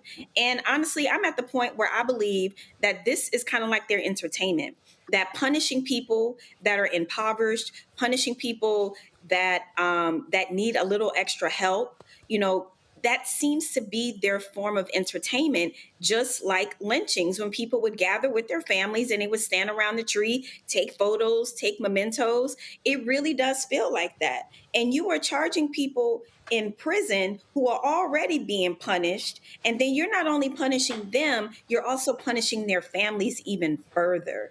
So this kind of like rule by punishment, this is the part of it that I dislike the most. The most vulnerable are being the most harmed, which of course we all knew. And yes, we all tried to tell folks, but here we are. And the thing for me is, what can be done? You know, we're seeing Republicans already trying to play tricks with voting in 2026. What happens if that stands? What recourse do we have then? I'm curious about, if you can hear me, about Chevron. I'm not an attorney. So that Chevron decision that bears some mention, how can the FCC do this under that doctrine, that was, overturned? Tell me, how can the agency make the decision to pause like it just did unilaterally? I don't understand it. Do the rules apply differently? You can answer that better than me. It's beyond Reese. frustrating, and that's the part of it. Commissioner Clyburn, Reese? I'm curious. Can you hear me? Okay. Yeah, go ahead. I'm curious. We have a huge problem in this country with recidivism, and obviously depriving people of outside contact during their service, during their prison term. I would assume increases their likely to recidivate. Do you have any information on that aspect and how ultimately by penalizing families who have to pay for these calls and penalizing inmates, we're actually increasing the likelihood of people to return to prison? You're absolutely right. I can get you more specific, but let me give you an example. I was up in Newark a few years ago, and I was going to speak with a number of those incarcerated about what and where they are and how much this meant to them to be in touch. One person did not want to speak with me because some privilegers, were denied that day. But I got a chance to say one or two things to him. And this is what he said, and this was confirmed by those who were responsible for guarding them. They can tell a difference when there is family contact. Not only can they tell a difference and they see a difference in their behavior inside, it's the children and others on the outside who have that reinforcement that I love you, that they cannot afford and will not be able to afford to do with this pause. That might be another 2 years if the courts are not more friendly. And so, yes, the answer is yes. Anyone in a facility will tell you when those incarcerated are in touch with their loved ones, they can tell the difference. That is hands down. That is not the issue here. The issue here is greed. The issue is insensitivity. The issue is not caring about those on the other side of the economic and political aisle. It is a shame. Mm-hmm. And again, people like me are not going to stop until we get justice. Greg? Thank you, Roland, and thank you, Sister Commissioner. Sister Clyburn, you said earlier we should follow the money. And we know that Securus, the prison phone communications company, along with GTL, controls more than 70% of the market for prison calls. And that's a company owned now by the owner of the Detroit Pistons, Tom Gores, whose wife contributed money to RFK Jr. to his campaign when he was running for president. My question has to do with how far you think this goes in terms of a broader ideological project. I say that because your former colleague, and I use that word very loosely, Brendan Carr, of course, wrote Chapter 28 of this document, Project 2025, on the Federal Communications Commission and telegraphed that he is exactly the type of ideologue that we expect would work with Russell Vought to destroy the federal government, to unify power in the executive, and to unleash the very type of unbridled capitalism that we see at play now. Do you think he was playing in y'all's faces? And do you think that this, along with enriching folks like Gores and others, has been the strategy all along? And at this point, what do you think we should and can do to combat what seems to be a long-range ideological plan? I will say that the people I know that I served with in the past are very transparent. No surprise. This here. Disappointment, yes, but no surprises. Look, we talked about following the money. We talked about following the influencers. That is the issue here. There are too many people who are quiet because they look at whatever infraction that was committed or whatever happened to land that person behind bars and not the rest of it. And so the insensitivity on that and the greed on the other side and the influence, yes, by a very concentrated, as you mentioned, industry that not only is exploitive, but it doesn't allow for competition. There are a couple of people who look like us who have been trying to offer different alternatives at different price points. Guess what? They've had a heck of a time breaking in. Why? Because of these exclusive arrangements. So exclusivity, honestly, profit sharing on the backs of those who can't afford it the most. And of course, the influence that most people who are related to and who are incarcerated don't have, as permitted and allowed and enabled this uncomfortable storm to keep brewing for almost 30 years. So again, what we can do is go state by state, county by county, because those jurisdictions can make changes. And so while we might have a hiccup or a pause here, that does not stop other states who have not reformed to do so. And we should press on them where we live to make sure that their rates are just and reasonable, and where they are not, we should be advocates close to home, pushing for those sheriffs and others to be reasonable, to be just, and to be compassionate. All right, then. Mignon Clyburn, we appreciate it. Keep up the fight. Thank you. Good to see you. All right, folks. Absolutely. We'll be right back on Roland Martin Unfiltered on the Black Star Network. On the other side of change. We're digging into the immigration crisis that's happening here right now. It can impact each and every one of us. We're going to break down the topic of this constitutional crisis that is being led by the Trump administration and what you, as ordinary citizens, can do to speak up and speak out to fight back. This is The Other Side of Change, only on the Black Star Network.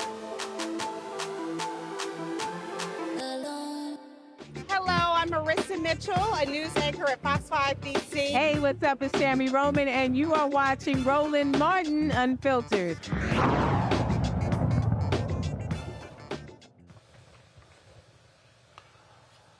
Well, now, Donald Trump has been doing all he can to tamp down all of this talk about Jeffrey Epstein. Guess what, y'all? Rupert Murdoch's Wall Street Journal is really about to fan the flames. Check this out. This is what's on their homepage right now. Exclusive. Jeffrey Epstein's friends sent him bawdy letters for a 50th birthday album.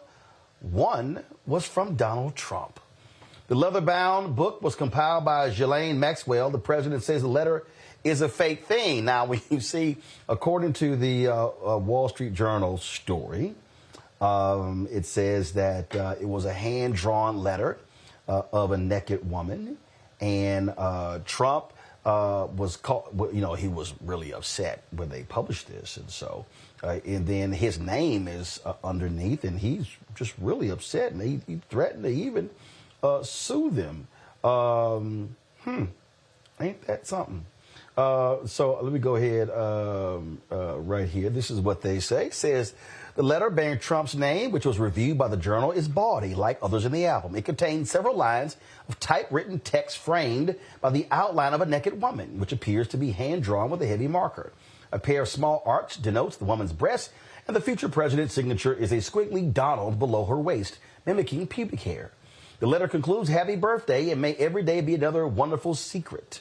In an interview with the Journal on Tuesday evening, Trump denied writing the letter or drawing the picture. This is not me. This is a fake thing. It's a fake Wall Street Journal story. I never wrote a picture in my life. I don't draw pictures of women. It's not my language. It's not my words. He told the Journal he was preparing to file a lawsuit if it published an article. I'm going to sue the Wall Street Journal just like I sued everyone else, he said. Well, damn, Reese. Is that why his ankles are so swollen?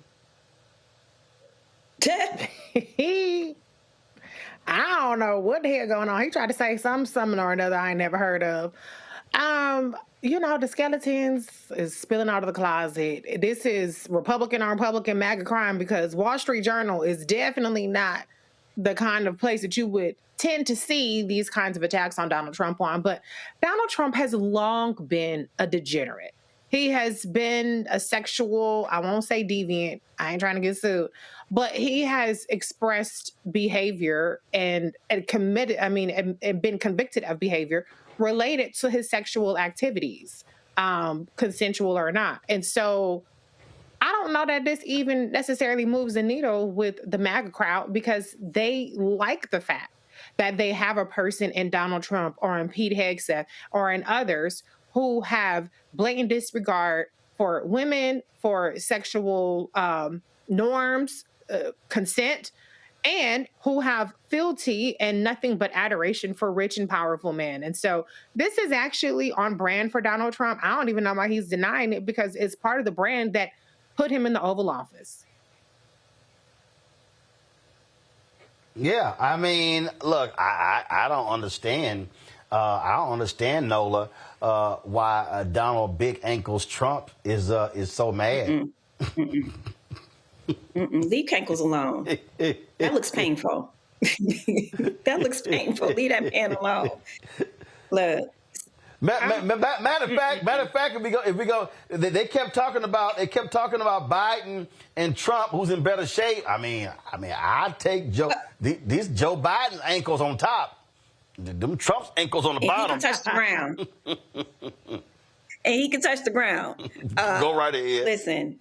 Go ahead. This, this kind of whatever this rehab that Christian nationalists tried to do for Donald Trump, and he's very aware of who his constituents are, even though he's basically cussing them out right now, calling them stupid and foolish. He's very well aware of who his constituency is, right? And he understands that this, of all things, that his base is chomping at the bit around this issue. So it's not like he necessarily cares about being perceived as a ladies' man. I mean, he came up in a time where, that was legitimized and that's who you wanted to be portrayed as, right? But now he understands, oh, wait a minute. This is what's going to crack the cult. This is going to put the crack in the cult. So he's trying to do everything that he can to disassociate, like he does. I mean, he could be palling around with somebody for years and talk about, I don't know that person. Sorry to that man. I don't know you.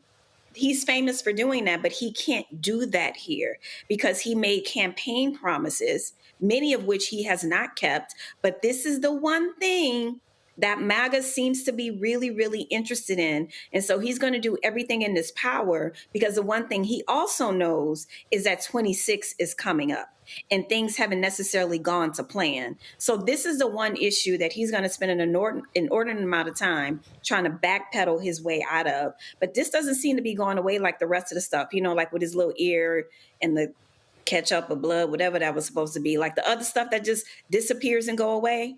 This does not seem to be disappearing. Well, it's not going away, Greg, because MAGA was the one that fanned the flames. Look at this here. Look at Charlie Kirk. This is not how Trump talks at all. I don't believe it. Nah. That's y'all freaky deaky, big swollen ankles fool. We know he was palling around with Jeffrey Epstein, but see, they can't handle it. See, they kept talking about Bill Clinton. Everybody, nah, it's y'all boy. That's not mine. I don't write that. I don't draw it. Hey, guess what, Greg? The Wall Street Journal is owned by Rupert Murdoch. They basically said, dog, we got the goods. Go ahead and try to sue us. Go ahead and try to sue us. And guess what? Trump can threaten all day, Greg. He don't want that deposition. No. And, it really is an intriguing moment for all kind of reasons.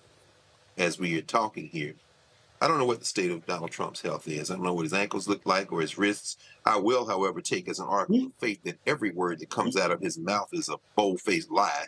So I don't know what his health status is. Plus, Peter Thiel and Musk and them have an insurance policy in the Manchurian Candidate Junior Varsity Vance. The question is, can they advance their agenda without their signing pen? Donald Trump. Trump is the reason that these white nationalists who have been engaged in a 60-year project to capture the federal government and beat us back after all those years of black liberation struggle. Trump is their useful idiot, their convenient tool. The question is, can they continue the agenda? As you say, all this stuff is distraction. Russell Vought is running the playbook. Reese laid it out a minute ago. That tracker, that Project 2025 tracker, they are moving full steam ahead. All this is distraction. Now, if Trump dissolves over this, And not because everybody will stop backing him, because again, and I think I agree with Mike Harriet, who was writing on his website, Contraband Camp today. You know, if you think white people simply going to abandon Trump because he lied, then you don't understand white people. They know he's a liar. Now, there's that, but here's the question. If there are enough in that handful in the MAGA formation, the ones who thought that Hillary Clinton was feasting on babies on Connecticut Avenue at the pizza shop next to Politics and Pros, if there are enough of them to stay at home during the midterm, see, that's what Steve Bannon's afraid of. He's saying we could lose 40 seats in the federal legislature. We could lose the election in 2028. He's absolutely right. You don't need everybody. You just need a few. But we know, and you've talked about this, this over this last week, Trump has been calling these quote unquote influencers and saying to them, y'all need to chill. And they haven't responded yet. Alex Jones, of course, broadcasting from his car while he prays that this Sandy Hook thing will go away. Littleface, Charlie Kirk, and all them, Candace Owens, who's basically looking for anybody she can shake down for $3. They haven't fallen in line yet. The real question we have finally in all of this is whether or not this will be enough in an idiocracy like the United States of America that pays no attention to policy and really just does engage in spectacle to undermine their signing pen, their tool. And if it is, this might be the opening we need to take advantage of this. Because I don't trust corporate news and entertainment media at all. They're talking about MAGA war, MAGA war. No, these white people are in lockstep. The only question is, you going to shave off enough of the crazies for us to have a little bit of an opening to bust their ass politically in the midterms. That's what we need to be focused on. Absolutely. Now, y'all, Greg mentioned Trump's hands. They won't explain this. I don't know what the hell that is. I mean, he got jacked up hands. His ankles are swollen. They try to come out today. Well, you know, he's been treated. He's in perfect health. Everything is great. Them big ass ankles ain't perfect health. I don't know what you talking about. But yeah, this gonna be real interesting.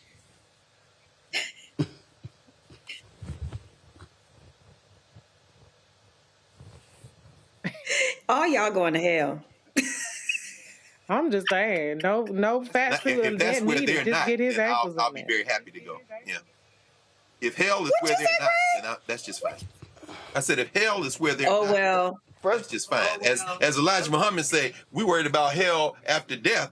The hell is on earth. Shit. We already in hell. We ain't got to go nowhere. Shit. You ain't lying. Hey, look, what I can't wait. What happened to young Dan Cameron? They throw their own Negroes away. Oh yeah, he can't raise no money. He can't raise no money. I don't know what's going on. Yeah, he can't raise. He can't raise no money. He can't. They done told him, we don't want your black ass gone. Move along. So yeah, move along. So I just. Listen, you know, it is what it is. Let's talk about them fools in Arkansas, critical race theory. On Wednesday, a federal appeals court handed Arkansas the green light to enforce its classroom ban on teachings about systemic racism and inequality. Y'all, this the same state where they had the Little Rock Nine. The 8th Circuit ruled that students and families can't force schools to teach what the state wants silence, declaring curriculum is up to politicians, not the courts. This decision overturns the lower court's move that blocked the ban. Arkansas's Attorney General is already touting it as a win for voters. But student advocates warn this ruling opens the door to more government censorship in classrooms, shutting down honest conversations about race and history. It's such a trip that Arkansas wants to spend all of his time talking about stuff like this here. I saw this tweet. Hold on, I think it's from Jamel Hill. She was responding to that fool Sarah Huckabee because Sarah was just so excited by this ruling. Let's see if I can find it. She was like, girlfriend, why are you getting all excited when you look at the illiteracy rates in Arkansas? And that's the one that just cracks me up the most. How these folks, Lord have mercy, they kill me. Like, y'all hollering about systemic racism, critical race theory, when literally you are at the bottom of education stats in America.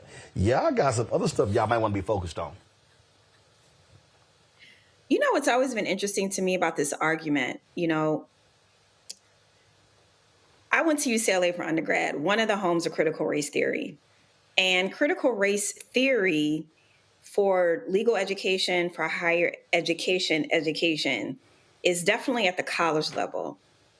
And I'm very curious what these folks are actually calling critical race theory. Is it anything about Black people? Is it anything about Black history? Yes. Critical race that's literally theory? no, Nola. That's literally Nola. Christopher Rufo literally said that. He literally said it in a tweet. Their strategy was that if anything that comes up that's Black, that's brown or whatever, they want to associate it with critical race theory. And that's why they attacked critical race theory in 2022, woke in 2023, DEI 2024. So their whole deal is all of it is critical race theory. You're trying to explain that, this is a legal theory. They don't care. Basically, their whole deal is, no, that's them Negroes. Now they can't use the N-word. They can't go there. But they're like, all that, critical race theory, that's it. Oh, them contracts, critical race theory. End up, no. Oh, fellowships, critical race theory. Hold up, internships, critical race theory. So the strategy is, that's it. That's all they want to do. They want to scare white people. Right. So here's my rejoinder. Right. Have we not caught on yet? Do we not have a counter to this?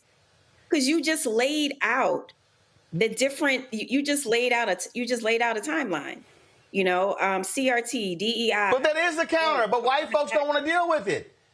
White media doesn't want to deal with this. That's my whole book, White Fear. Okay, I literally had a Black anchor on national television hit me and say, Roland, I would love to have you on my show, but my white producers don't like your title. And my response was, you know, I talk about those same white producers in the book. This is the whole point.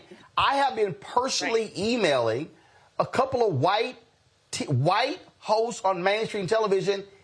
They don't want to touch it, Nola. They don't want to call a thing a thing. They don't want to say it's all designed to hype up white people. It's other things. It's other. That's what it is. So the reason it hasn't been properly addressed is because white media does not want to talk about it because it's also them. Mm-hmm. Yeah. That's why. It's abundantly clear. Reese is abundantly clear. They don't want to deal with it. This is about whiteness, and they don't even want to use the word white. Well, here's the thing. Okay, Arkansas, y'all won. Now, what's your prize? Brokies. Like, y'all got child labor that Sarah Huckabee put up in there. Y'all still gonna lose all kind of Medicaid expansion. All kind of people gonna be kicked off with food stamps and SNAP. After school programs gonna be cut. All kind of infrastructure going to be cut. So what show white people don't have to learn about Black people prize? How is your life better? They rounded up immigrants. Trans people is banned. DI is dead. And you still broke and you still white and you still mad. Congratulations. Greg? That part. Yeah, you know. Okay. We just passed the anniversary of the Scopes Monkey trial. If y'all had to go see Inherit to Win, the play, you know, Williams Jennings Bryan versus Clarence Darrow in the courtroom, all over whether you should teach creationism or evolution in schools in Tennessee. These are theocrats. They are theologians. They are hardcore Christian. I won't call them Christian. They're hardcore religious extremists. Slow-eyed Sarah Huckabee, whose Christo-fascist father was visiting Bibi Netanyahu's trial in Israel yesterday. He said slow-eyed? They have, slow-eyed. You know, the eyes kind of slow. It's S-L-O-E, kind of, you know, looking another way. Huckabee, as we call her, she is in Arkansas. These politically and intellectually inbred fools could have had a literal rocket scientist, Christopher Jones, as the governor. They picked Huckabee because they are religious inbred ideologues. They believe that God made heaven and earth in 7 literal days. they believe that they're supporting Israel because they're waiting for the Armageddon to come, followed by the rapture. And they believe that ish. So my point is this. Critical race theory, which, as you said, Roland, and you and Nolan were saying, they can't spell, not even given 3 letters, CRT, which is basically saying the N-word. Before that, it was diversity and DEI. It all means the same thing, the N-word. They want to, and again, following the money, in this BS bill they passed, they just got billions of dollars so they can take their children away from being next to your children and teach them that God made the world in 7 days, or 6 days really, and rested on the 7th, to be technical about it. And all the other foolishness, I'm sorry if anybody's offended, deal with it. Because you're dealing with ideologues and white supremacists who are going to pursue their agenda. Now, the solution to this is what we're doing right now. It's Black Star Network.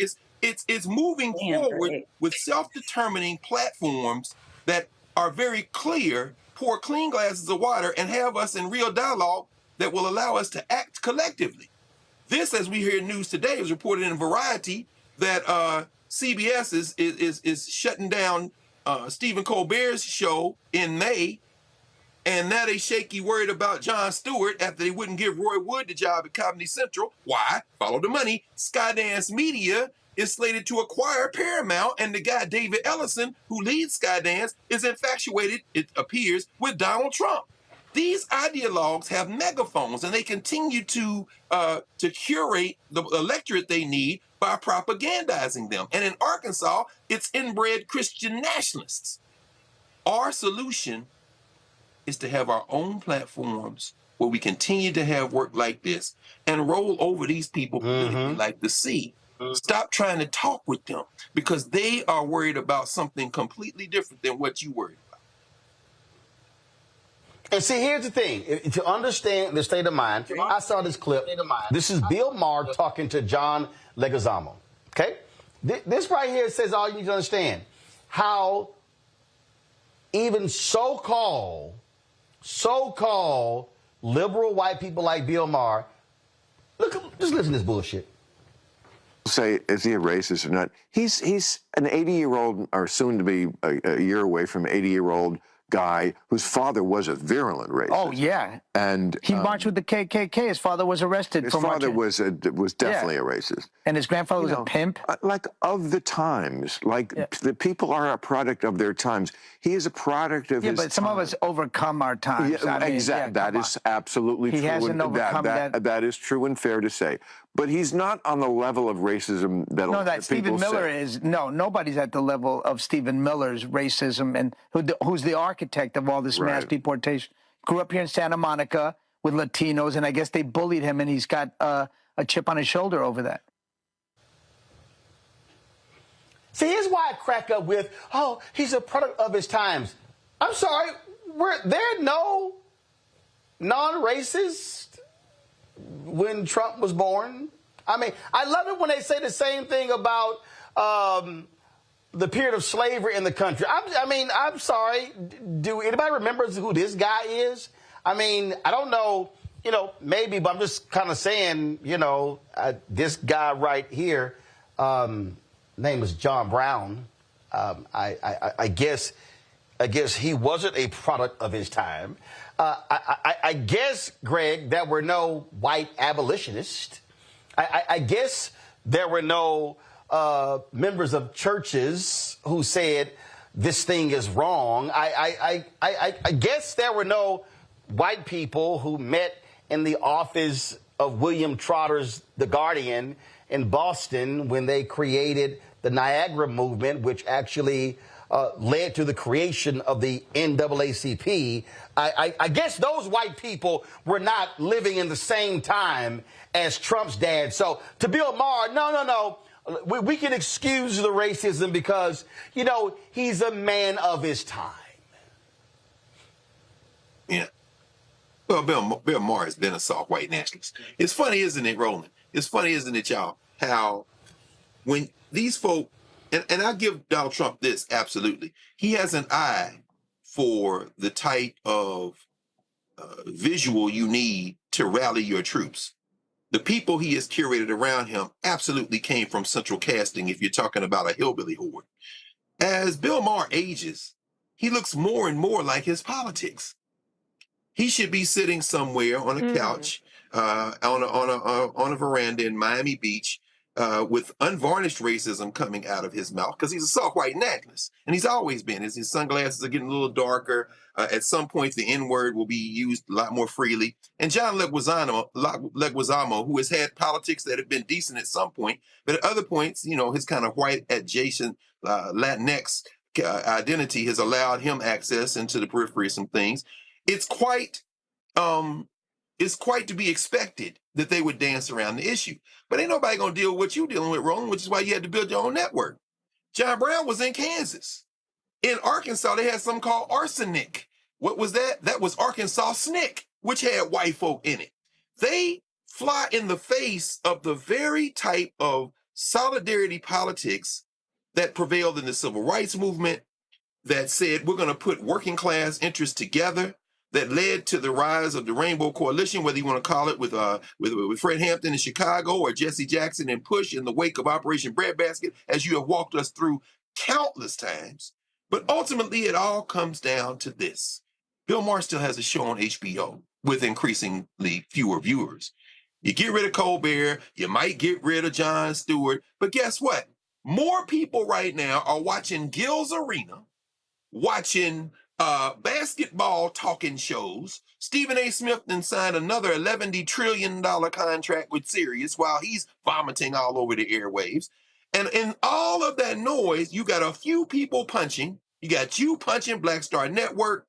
You got what Tiffany Cross and them are doing with their podcast. Native Land Pod. You got people trying to put together tours like what they did with this kind of going around the country, this listening tour, this For the People Power tour. And we're this close to linking up. But you know what the metronome has been in all of this? It's been the Black Star Network. This is the one that comes on day after day, week after week, month after month, year after year at this point. And we have to punch through this noise at this point, because if we don't punch through this noise, people are going to be watching basketball podcasts and YouTube, while these people are stealing everything off your body and leaving you butt naked in the street, scratching your head, talking about what happened next.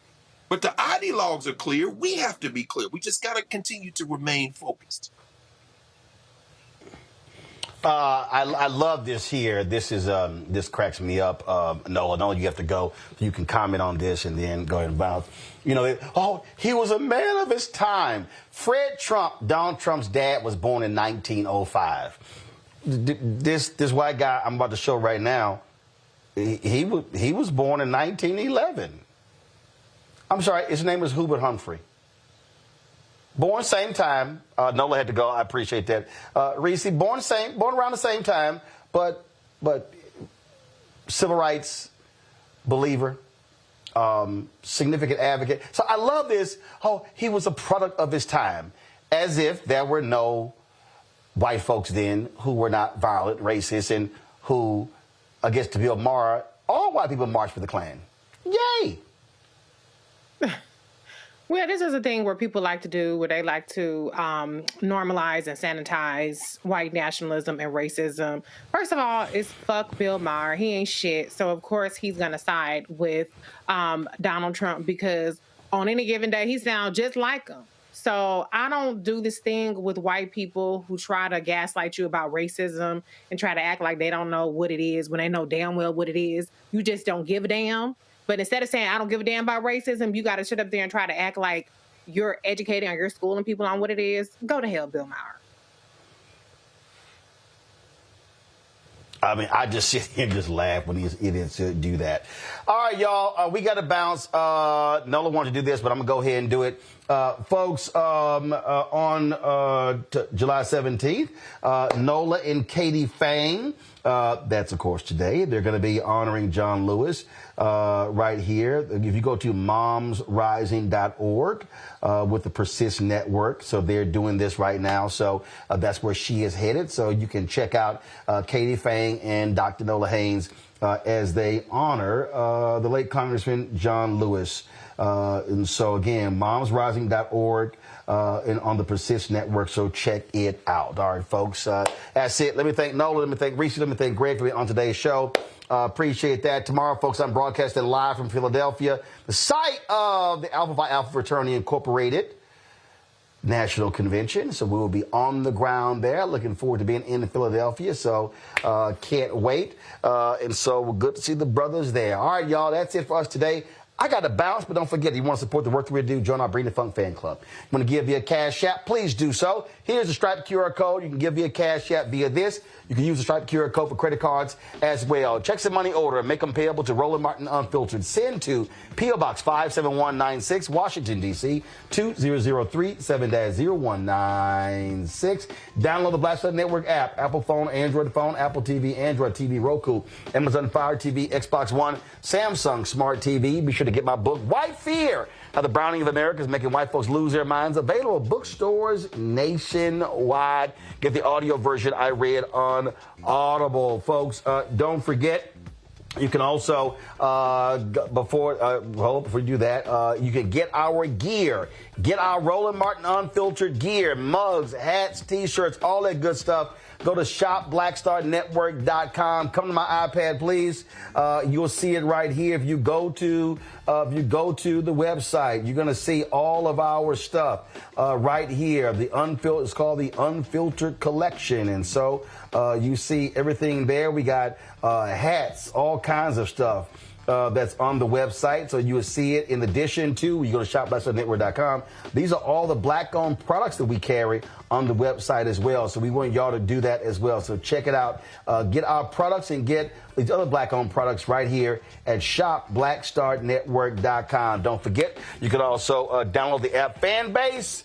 And if you want to invest, simply go to startengine.com/fanbase. Startengine.com/fanbase. That's it. Hey, all y'all people on YouTube, why y'all hit the like button? I don't understand. 1,000 of y'all watching. We only have 1,400 likes. Y'all hurry up, hit the like button. We should be at 2,000 easy. I understand y'all playing around. You playing around. So I'm going to show y'all again. If you want to get our products, there's a lot of stuff you can get of our merchandise. And so you can get that. And so please do so. You can get our T-shirts, all of our shirts. And, of course, you can get Don't Blame Me, I Voted for the Black Woman. You can also get FAFO 2025 with Project Crossed Out. And so you can get MAGA chose between woke or broke. They chose broke. Get all that sort of stuff at shopblackstarnetwork.com. All right, y'all. I'll see you tomorrow from Philadelphia. Holla! Time for Truth Talks.